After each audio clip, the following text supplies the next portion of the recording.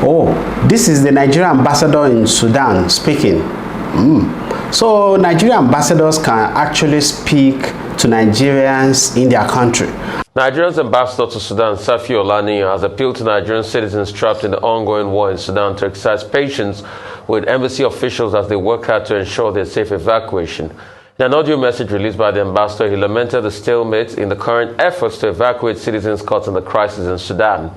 Explaining that the fault is not from the Nigerian embassy, he cautioned especially students not to attack embassy officials and their families in retaliation. I'm reaching out to you at this point on the issue of the buses that is creating tension everywhere.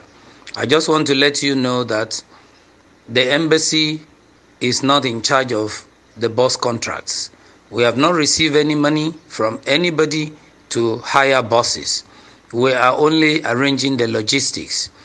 Those who are arranging the buses are the Ministry of Humanitarian as well in Nigeria, as well as NEMA. So our own is to get the necessary instruction that this and this has been arranged, and that we should give instruction to the students to meet at so and so place. And that's, you are aware, we have been doing.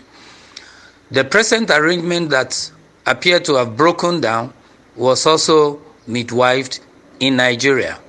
We are in contact with them to correct whatever is not right with the contract, because students cannot continue to live on the street. I want to assure you that we are as vulnerable as you are, and we are not going to leave until all of you have been moved to safety and to Nigeria. So I am urging you not to take any action like I am hearing that you are planning to attack the family of officers. The officers and myself, we are all as vulnerable as you are. We have no food like you, we have no water like you, we have no light like you. It's not that we are living in a different world. This is war, and it's not tourism. So what you are experiencing is what we are also experiencing. But I'm assuring you that everything that needs to be done is being done. And within a very short time, the issues will be resolved. With regard to those who are at the border of Egypt, the issue is for a security clearance to be issued for us, for the evacuees to be able to move across the Sudan border into the Egyptian border. All that need to be contacted in Nigeria are being contacted, for them to contact their counterparts in Egypt for this clearance to be issued. It is unfortunate it has not been issued, but be rest assured that within a very short time, all these things will become a thing of the past. Once again, I urge you to be calm and await the necessary development. Nobody is sleeping. We know that you are there because we are also here, and we are not going to leave you to your own fate. We are in this together, and we are not leaving until you have all left for safety and for Nigeria. So we are all waiting for the actions of the humanitarian ministry as well as NEMA in respect of the buses, and we are waiting for the actions of the authorities of Nigeria and the authorities of Egypt in respect of the clearance that is required to move the buses across the borders. Once again, my name is Ambassor Olaniyan. I'm with you all the way. Right.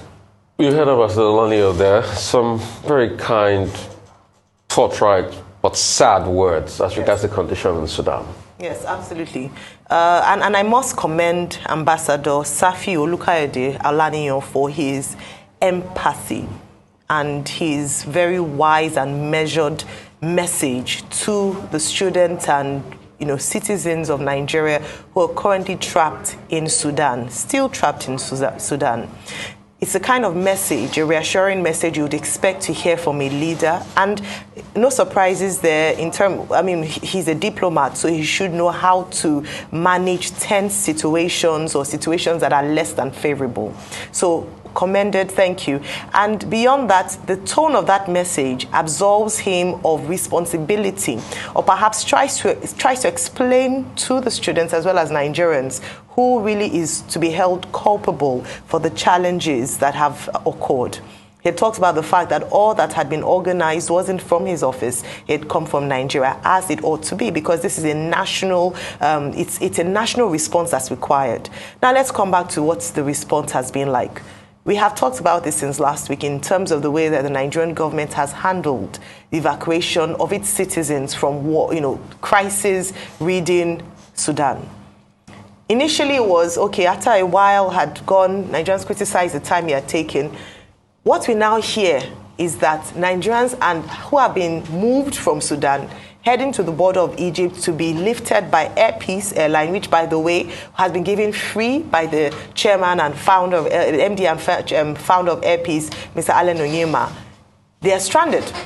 There are a number of stories around why they're being stranded, around diplomatic conversations with Egypt themselves, or the amount of money that Egypt is asking Nigeria to pay at the border for each person that they have to move.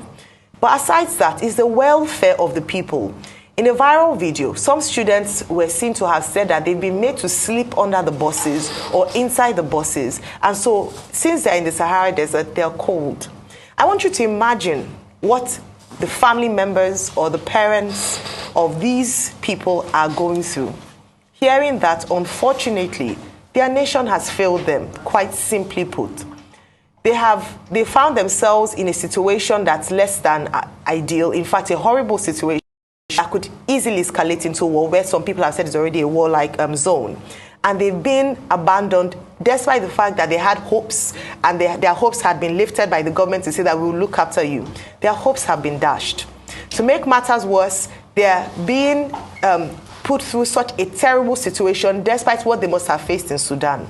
It is a national disgrace. We must tell the truth. It is shameful, it is sad, but it's not surprising. It's not surprising because if you look at the things that have come out of Sudan, you would understand that it's not far from the things that we regularly hear back home in Nigeria. So why would you expect that overnight, when a crisis comes up, things will change? And I'm pointing this out so that we will understand our issues and begin to fix them, so that we don't wait for a crisis situation to begin to appear as the big brother. I asked the question, why don't we have diplomatic relationships with Egypt as other countries? As South Africa has evacuated 51 of its citizens, and according to the president of South Africa, Cyril Ramaphosa, that's all the number of South Africans in Sudan. The first challenge we had was even ascertaining the number of Nigerians in Sudan. So we don't have an actual number, but guess what? Do we have an actual number of our citizens in Nigeria here? Have we been able to conduct a census in how many years? We just hazard guesses. Therefore, in terms of humanitarian response, disaster response, we are not able to fully manage it because we don't have the true picture of what we're really dealing with. Same thing in Sudan. The other issues in terms of the welfare of the people, we understand what happens to people even within Nigeria in conflict-prone areas who are left to their own fate, or perhaps to the hands of, international organizations or local charity organizations who look after them. We had to find a way to look at our own people. The Nigerian people must be priority, both internally and externally. At the end of the day, what we pray for is that these students, these Nigerian citizens, will be able to come back home safely to the arms of their family members. Well, last Friday, when this subject came up about the distress being experienced by Nigerians who are stranded in the war situation in Sudan, I had raised the point that we will need explanation, that the Nigerian authorities must be transparent about the process. And over the weekend, there have been explanations from different directions. Let me start with Ambassador Olaniyon's appeal to the Nigerian students. Well, the information out there that we have is that aggrieved Nigerian students had, as Olaniyon himself pointed out, resolved that they will attack family members of embassy officials whom they thought were not helping them enough, particularly in Khartoum. Now, the ambassador has offered an explanation. But one part that is missing in that is appeal to the students is the allegation by the students that embassy staff were asking the students for a sum of $250. Is that true? If that is true, then well, that would be most strange indeed. But the clarification he has offered about the Ministry of Disaster and Humanitarian Affairs at the Nigerian end, back home, being responsible for the arrangements, well, that has been further confirmed by Dr. Sani Guazo, who is the Permanent Secretary in the Ministry of Disaster and Humanitarian Affairs, and also the chair of the Situation Room on the evacuation of Nigerians from Sudan. And he pointed out that they have issues of diplomacy, diplomatic issues.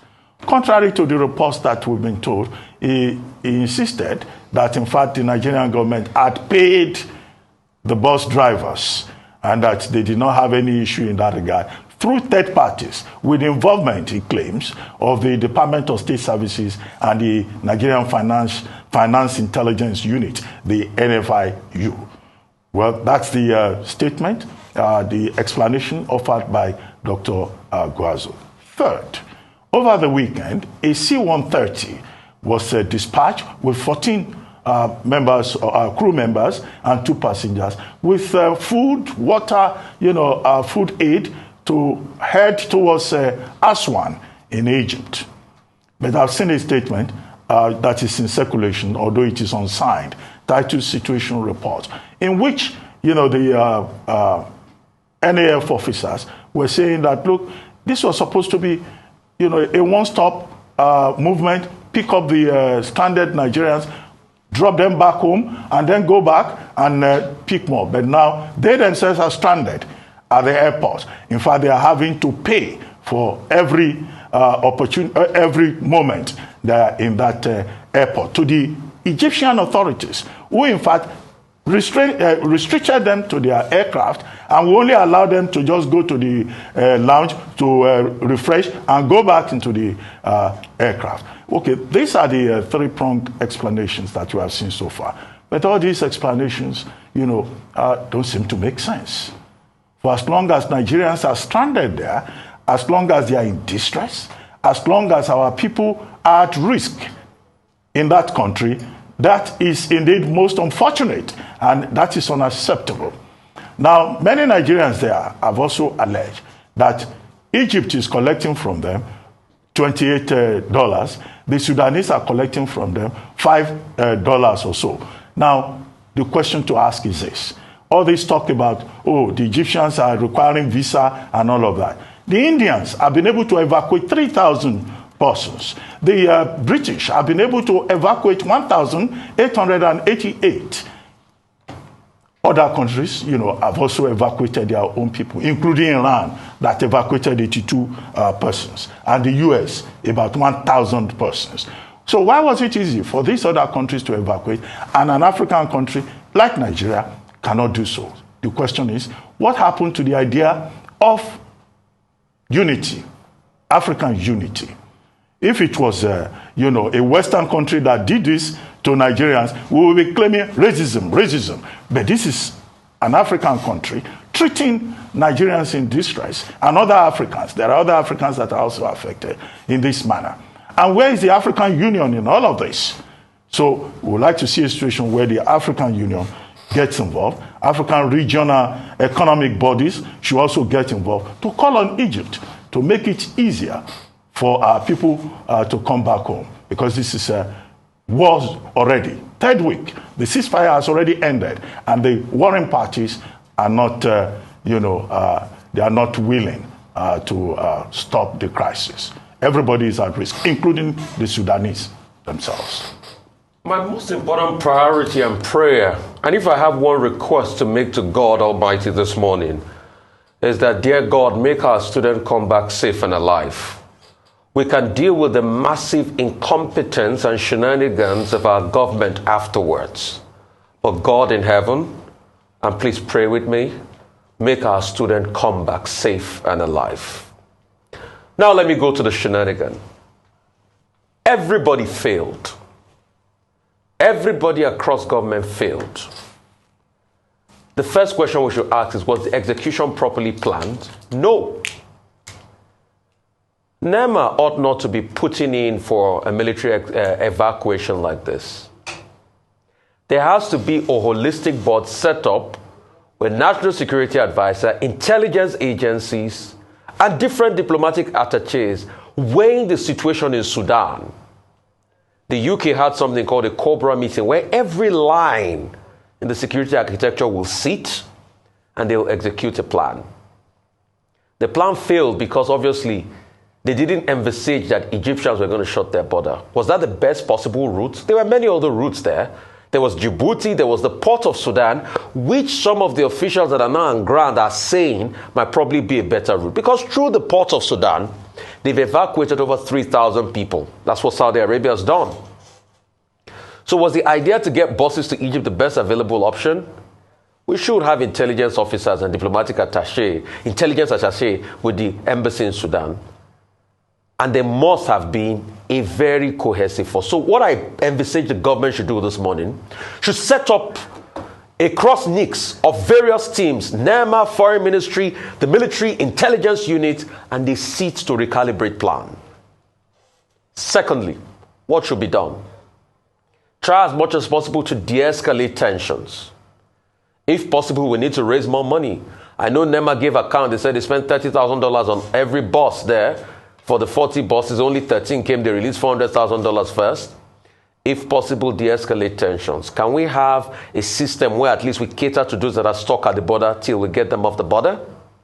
Also, make contingency planning for the NAF Hercules C-130 that is stuck there, that the Egyptians are collecting landing fee for every day.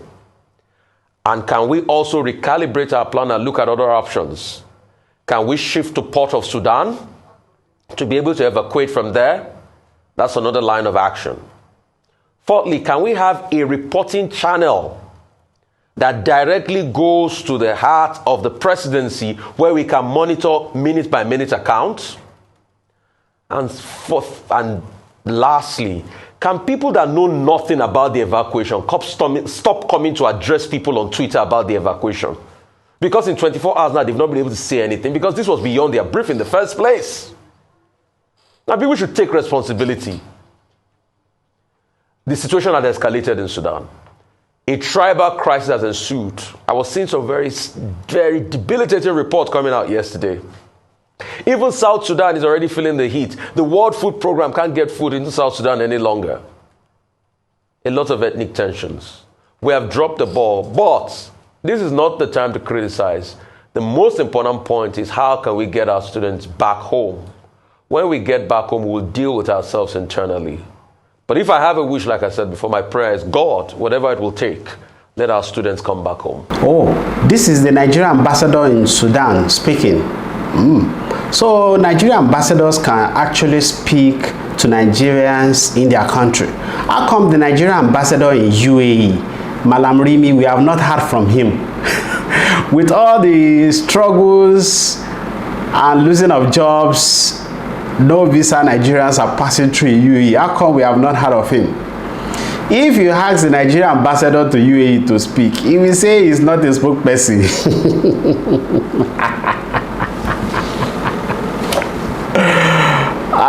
Nigerians in UAE, God will help us. This is an ambassador speaking, and see how good he has spoken, and see the empathy in his speech. We really hope the Nigerian ambassador to UAE can speak to Nigerians in UAE like this. Maybe our trials will not have gone to the extent we have it now. But then, what do I know? I'm just a guy with a cup of tea. I'm Oluwatosin.